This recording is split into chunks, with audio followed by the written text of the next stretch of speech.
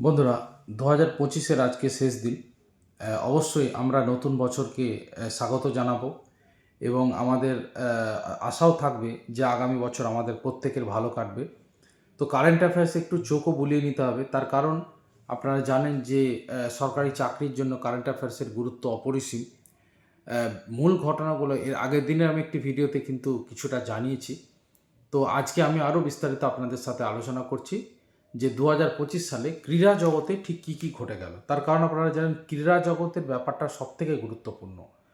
Current অ্যাফেয়ার্সের জন্য সবথেকে গুরুত্বপূর্ণ আসন্ন গ্রুপ সি গ্রুপ ডি পরীক্ষা, স্কুল সার্ভিস কমিশনে যারা পরীক্ষায় বসবেন, অন্তত 15 লক্ষ আবেদন জমা পড়েছে আপনারা জানেন, 15 থেকে 16 লক্ষ। তো এত বিপুল সংখ্যক প্রার্থী, সেখানে হাড্ডাহাড্ডি লড়াইও হবে এবং স্কুল সার্ভিস কমিশনে কারেন্ট অ্যাফেয়ার্সের প্রশ্নের সঠিক উত্তর দেওয়ার জন্য অবশ্যই কিন্তু আমার কারেন্ট অ্যাফেয়ার্সের আমার যে ভিডিওগুলো সেগুলো অবশ্যই আপনারা দেখুন।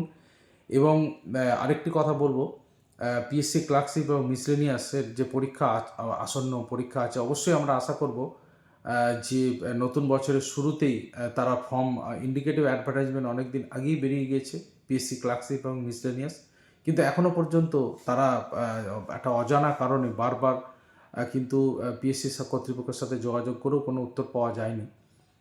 যে অনিবার্য কারণবশত তারা ফর্ম ফিল আপ করেনি। তো সেটা আমরা আশা করব যে জানুয়ারি মাসে অন্তত ফর্ম ফিল আপ শুরু হয়ে যাক, যেহেতু বেশ কিছু পরীক্ষায় কিন্তু ইতিমধ্যেই ফর্ম ফিল আপ শুরু হয়ে গিয়েছে এবং ওবিসি ব্যাপারটাও আপাতত বলা যায় যে স্থগিতাদেশ সুপ্রিম কোর্ট দেওয়ার পর এখন আপাতত কোনো বাধা নেই। তো সেই জন্যে দ্রুত ফর্ম ফিল আপ হোক, সেটাও আমরা চাইব। এবং এই ক্লার্কশিপ এবং মিসলেনিয়াস পরীক্ষাতেও কিন্তু কারেন্ট অ্যাফেয়ার্সের গুরুত্ব অপরিসীম। তো একটু চোখ বুলিয়ে নেব। প্রথমে আমি বলবো টেনিসের কথা। আপনারা জানেন যে 8ই জুন ফরাসি ওপেনের ফাইনাল হয়েছিল এবং সেই ফরাসি ওপেনে কিন্তু মারাত্মক একটা ঐতিহাসিক লড়াই হয়েছিল কার্লোস আলকারাজের সাথে ইয়াসনিক সিনারের। সেখানে কিন্তু কার্লোস আলকারাজ জেতেন ফরাসি ওপেন 8ই জুন।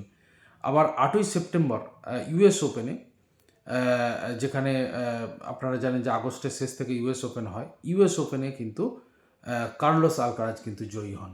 অর্থাৎ কার্লোস আলকারাজ এই বছর জিতেছেন 2025, যেটা চলে যাচ্ছে, আজকে শেষ তারিখ 31শে ডিসেম্বর 2025। তো এটাই টেনিসের 4টে যে গ্র্যান্ড স্ল্যাম তার পুরুষ বিভাগে যারা জয়ী হয়েছেন, এটা অত্যন্ত গুরুত্বপূর্ণ কারেন্ট অ্যাফেয়ার্সের জন্য। তো আপনারা জেনে রাখুন ফরাসি ওপেন এবং আপনার ইউএস ওপেন অর্থাৎ মার্কিন ওপেনে, সেখানে কিন্তু জয়ী হয়েছেন কার্লোস অ্যালকারাজ। অন্যদিকে ঐতিহ্যশালী উইম্বলডন এবং অস্ট্রেলিয়ান ওপেন দুটোতে কিন্তু চ্যাম্পিয়ন হয়েছেন ইয়াসনিক সিনার। বিশেষ করে উইম্বলডন ফাইনাল একটু ঐতিহাসিক লড়াই হয়েছিল, সবাই জানেন। সেখানে কার্লোস আলকারাজের সাথে তীব্র লড়াই হয় এবং সেই তীব্র লড়াইয়ের পরে কিন্তু ইয়াসনিক সিনার কিন্তু চ্যাম্পিয়ন হন।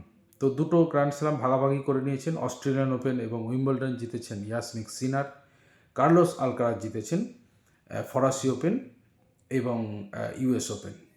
এছাড়া আপনারা জানেন যে মহিলাদের বিভাগে সিঙ্গলসে ফরাসি ওপেন জিতেছেন কোকো গফ, উইম্বলডনে মহিলাদের সিঙ্গলসে বাজিমাত করেছেন ইগা সিয়ন্টেক।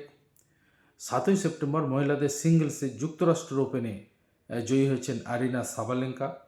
এছাড়া অস্ট্রেলিয়ান ওপেন জিতেছেন ম্যাডিসন কিজ।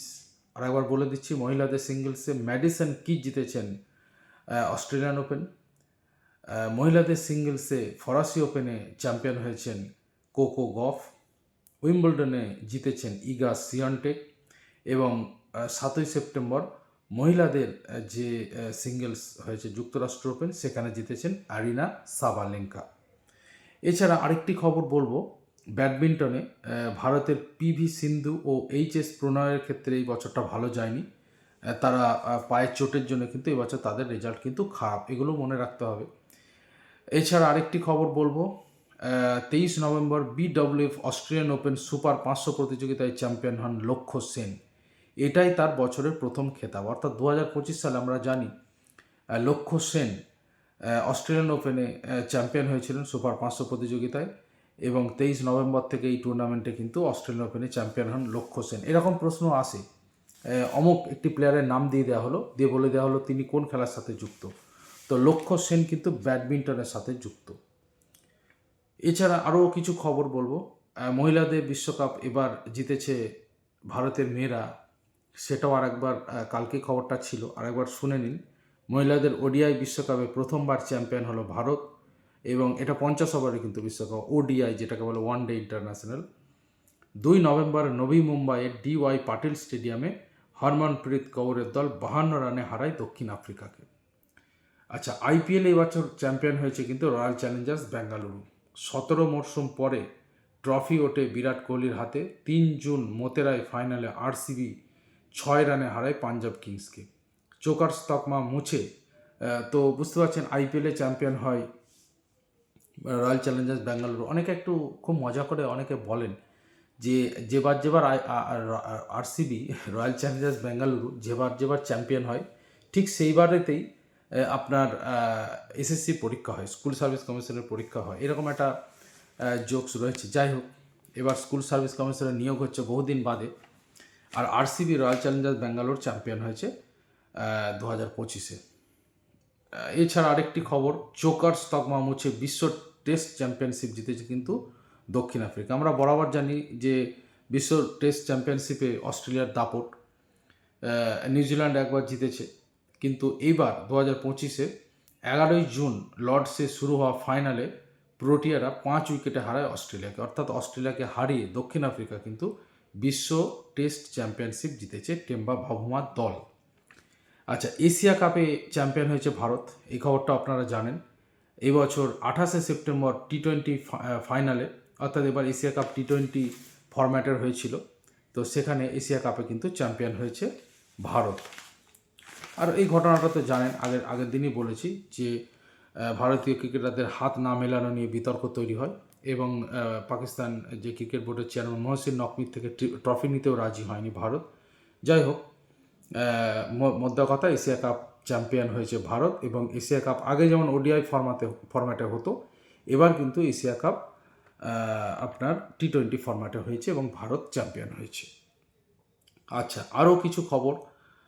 জ্যাভলিন থ্রো প্রথমবারের জন্য 90 মিটারের গণ্ডি টপকেছেন নীরজ চোপড়া। 16ই মে দোহা ডায়মন্ড লিগে, কাতারের রাজধানী দোহাতে যে ডায়মন্ড লিগ হয়েছে, সেই ডায়মন্ড লিগে তিনি ছুঁড়েছেন 90.23 মিটার, যা জাতীয় রেকর্ড। জুলাইয়ে বেঙ্গালুরুতে নীরজ চোপড়া ক্লাসিকও জেতেন তিনি।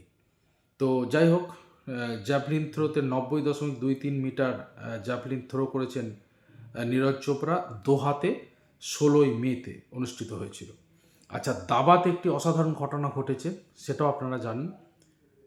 জর্জিয়ার বাটুমিতে 28 জুলাই ফিডে মহিলাদের বিশ্বকাপে চ্যাম্পিয়ন হয়েছেন দিব্যা দেশমুখ।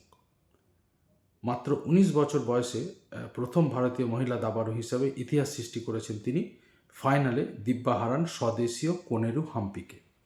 তো এটাও অত্যন্ত গুরুত্বপূর্ণ খবর। প্যারা অ্যাথলেটিক্সে প্রথমবার বিশ্ব প্যারা অ্যাথলেটিক্সে চ্যাম্পিয়ন হয়েছে ভারত, এটাও গুরুত্বপূর্ণ খবর।